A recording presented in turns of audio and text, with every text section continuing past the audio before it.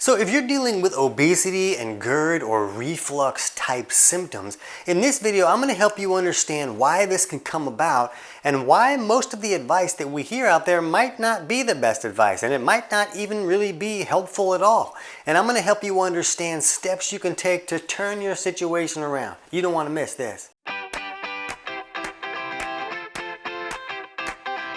TC Hale is not a doctor and does not claim to be a doctor or licensed in any type of medical field. Don't be an idiot and use anything heard on the show as medical advice. This information should be used for educational purposes only, and you should contact your doctor for any medical advice. Now get off me.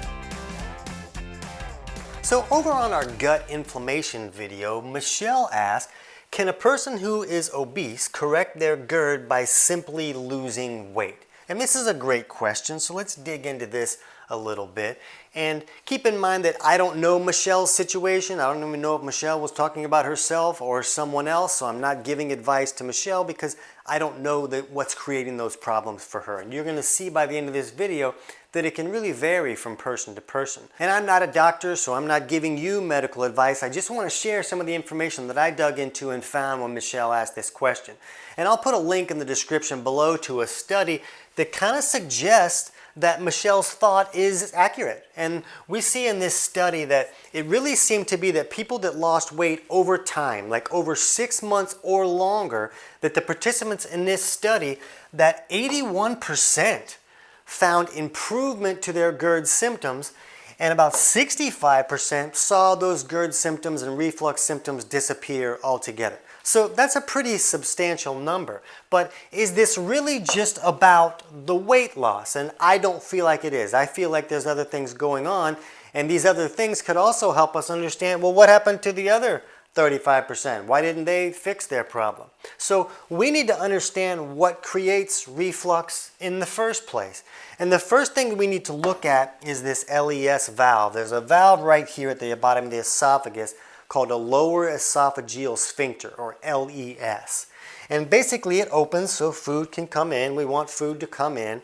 And then once this food starts to acidify, it triggers that valve to close, so then this acidified food doesn't come back up and burn us. So that's the main function when reflux is going on, is this valve is not working correctly for some reason. And what we need to understand is that this valve is actually triggered by stomach acid. So if someone isn't making enough stomach acid to trigger that valve to close, well then the small amount of acid that they're making is going to come back up because the valve is not closed, and then it's going to burn us and we're going to have reflux and GERD and all these horrible things. So for most people, when they're having reflux symptoms, it's usually from not having enough stomach acid. It's not caused by too much stomach acid like advertisers want us to believe, and I'll link some studies in the description below so you can dig into that a little bit more if you need to understand that. So when someone doesn't have enough stomach acid to trigger that, but the small amount is coming up, they can take like an antacid or something to turn off stomach acid, and then that will remove that symptom. They're not having the symptom of the acid coming up and burning them, but did they really correct the problem of the malfunction with the valve? They really didn't. They just turned off the ability of the body to feel that symptom when the acid comes back up. But the reason this can come about in the first place is that it's very common for someone not to be making enough stomach acid for a wide variety of reasons. It's very common to see dysfunction with HCl production because the body needs a lot of resources and minerals and other things to make that happen. And today a lot of people just aren't getting enough of those resources. And when those resources go low for any reason, then the person can't make enough hydrochloric acid. And beyond this hydrochloric acid helping us break down our food so that we can digest it and get the nutrients out of that food, that stomach acid is also the barrier to the whole body. So when bacteria and other bad guys come in on the food that we're eating, they're supposed to die in an acid bath. That HCl in the stomach is supposed to fry them so they don't come in and set up camp and create all this trouble. But when there's not enough stomach acid there, they come in, and then we can see a bacterial overgrowth like an H. pylori or some other type of bacteria that can set up camp in the stomach or the small intestine, and we see a SIBO or small intestinal bacterial overgrowth type issue. Or even further down the line, we can get this dysbiosis in our large intestine where we're supposed to have all that good gut flora.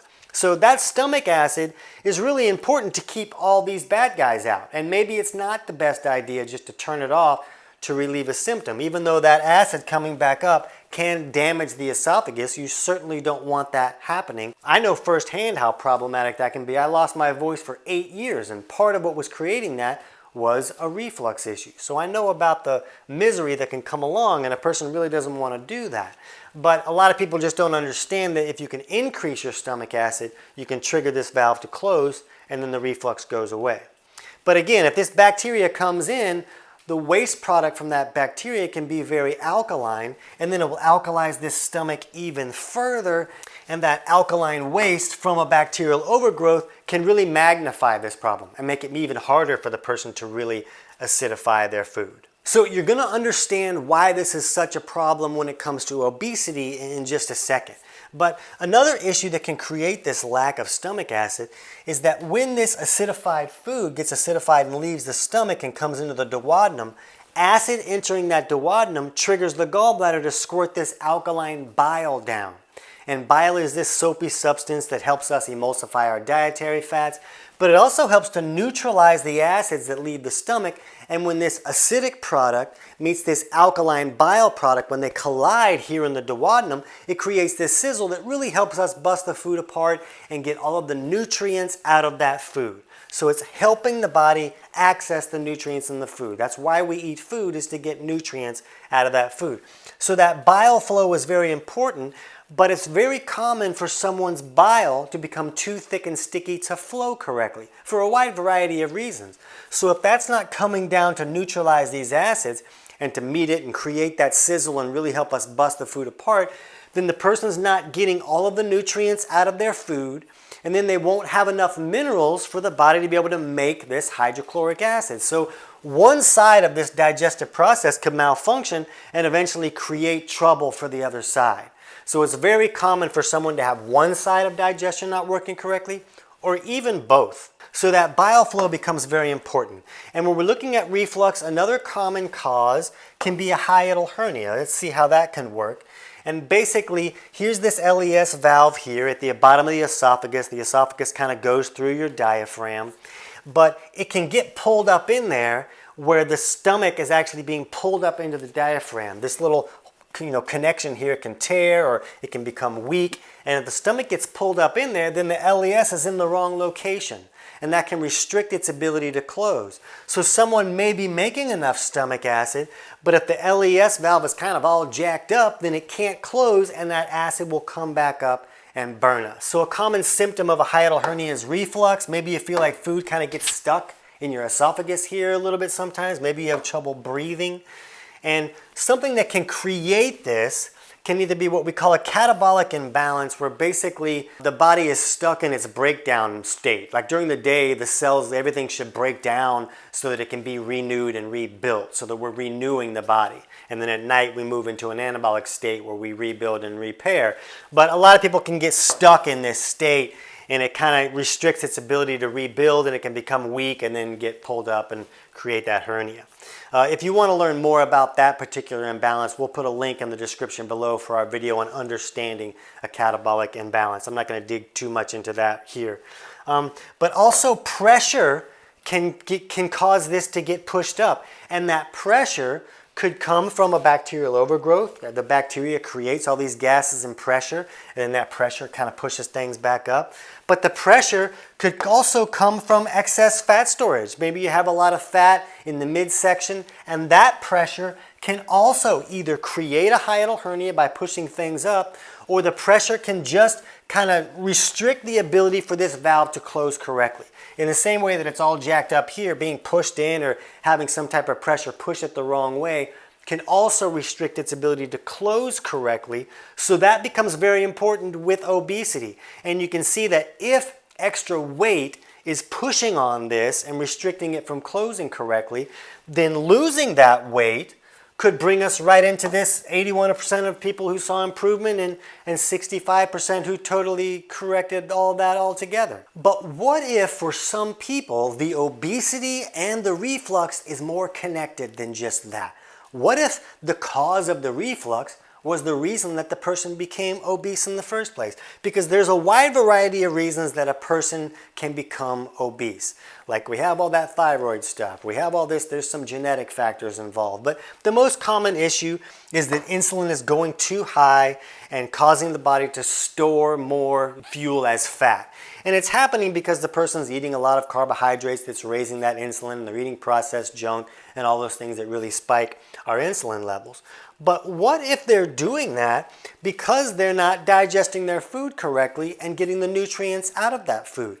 Carbs, processed junk, all these things with chemicals that are practically broken down in the package, all those things are easier to digest than a steak, than a piece of chicken, than broccoli. All this junk that's just carbohydrates, they're practically broken down in the package. So if a person isn't making enough stomach acid to really digest their food correctly, or if bile isn't flowing correctly to help us come down and neutralize those acids and really help us get all the nutrients out of that food, well, the person might not be really getting all the nutrients that they need. And if the carbohydrates are a lot easier to break down and turn into a fuel source, the body will start to say, oh, give me some of that. Give me those Nilla wafers. I could turn that into fuel right away. And the person will start craving all of this junk. And also keep in mind that let's say that a person can only break down a cheeseburger well enough to get like 10% of the nutrients out of that cheeseburger, that somebody else might be able to get all of the nutrients out. Well, wouldn't it make sense that that person would need 10 cheeseburgers to get the same amount of nutrients that another person might get from just one? So that can create a lot of these behavioral issues that people see. People are always like, oh, a person's obese, why don't you just eat less? It's a brilliant idea. Why don't you just not eat so much? Well, for some people, they don't have a choice because they're not accessing enough nutrients. The body still needs those nutrients, so the body's screaming for more. Well, I just ate. Well, the body didn't get any of that. So the body's going to say, give me more. So a lot of times, this lack of HCl here that could be creating these reflux symptoms because there's not enough acid to trigger this valve to close could also be restricting the person's ability to get the nutrients that the body needs just to function, just to get out of bed. There's a lot of things that the body does while you're sleeping. It needs resources to do those things. So when those aren't coming in because the body can't break the food down into elemental nutrients, into vitamins and minerals and amino acids and the fats that the body needs, if the body can't break it down into those elemental nutrients, it's going to keep on screaming for more. So this ability to access nutrients can become a very big deal for a lot of people that are dealing with obesity. And when I was working with a lot of obese individuals, when I was in the gym in Los Angeles and I was helping people lose like 235 pounds in a year without surgery or medications, I would hear from them, well, my doctor told me the advice they gave me was that I should lose weight. Well, that's great advice. Well, how do I do that? I clearly have not been able to do that so far, so the advice you're going to give me is just to lose weight. And I'm not a doctor, I'm not giving anybody advice in that regard, but it frustrates me a little bit when people don't help someone understand the steps that they can take to turn their situation around. There's usually a reason that the person's having a hard time losing weight or that they became obese in the first place. So when we look at this connection between the reflux and the obesity, yes, losing weight seems to improve a lot of the people who the problem was because that pressure was restricting the valve from closing correctly. But what if there's more than one cause for reflux for that person? For me, I had a lack of stomach acid here, but I also had a hiatal hernia. So I had two things that were creating that reflux for me. So just losing weight wasn't going to do anything for me. I was already skinny. I had to fix other issues. So a person could lose this weight but still be in this 35% of the people who don't see the reflux really improve. And then they may have to fix that stomach acid issue. They may have to increase their stomach acid and restore that acid function so that the acid can then trigger that valve to close and the reflux could stop. So when it comes to the steps that are right for you, I don't know. You can see there's a variety of things that can create this reflux issue. It's really about figuring out what's going on with your body and your body chemistry and your digestive function. If there's a lack of stomach acid there, well, that has to be corrected. So we'll put a link in the description below for our video on 10 signs of low stomach acid and also for our video on 10 signs of poor bile flow. Because if either of those issues are going on, you're going to have a hard time fixing that reflux if there's not enough stomach acid to trigger that valve to close correctly. If there's excess weight that is pushing pressure on that, well, we know that we need to bring that weight down. But in order to bring the weight down, most people really need to either change the way that they're eating or change their ability for their body to detox correctly. This bile flow is very important for the body's ability to detox. And if it's not flowing correctly, a lot of those toxins that can't get removed will get stored in fat cells and can expand our pants, and now we need new pants. So there's a lot of things that could be going wrong that need to be corrected to make it easier to lose weight, to make it even possible to lose weight. Hey, lose weight is not such a great advice if it's impossible to do that. It's really not about willpower for most people. It's about working with your body instead of against it, helping your body get the nutrients that it needs so it's not screaming for nutrients all day long. So if you need help with that, chapters 3 and 4 of my book, Kick Your Fat in the Nuts, walk you through figuring out which aspects of digestion are not working correctly and what steps you can take to improve those. And the book is available on Amazon, but I'll put a link in the description below so you can get the whole thing totally for free. And that'll walk you through figuring out if there's digestive malfunctions, figuring out if there's other issues that can create weight gain, that if you can correct them will make the weight loss a whole lot easier.